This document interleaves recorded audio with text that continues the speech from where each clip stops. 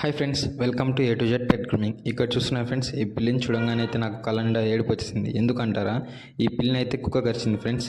ఇదంతా ట్రిమ్ చేసి మీకు తెలుస్తుంది. నీట్గా ట్రిమ్ చేశాను. కుక్క అయితే చాలా దారుణంగా కరిచింది. ఇది రోడ్ దాటున్నప్పుడు కరిచిందంట.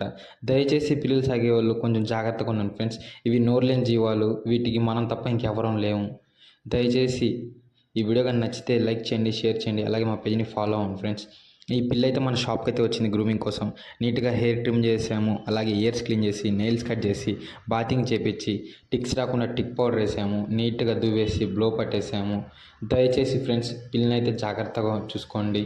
ఇలాగే మీ పిల్లలకు కూడా గ్రూమింగ్ సర్వీస్ కావాలంటే మా షాప్ని విజిట్ చేయండి. మా షాప్ వచ్చి నెల్లూరు పెద్దల స్టేషన్ వెనక గవర్నమెంట్ వెటర్నరీ హాస్పిటల్ దగ్గర ఉంటుంది మన షాపు.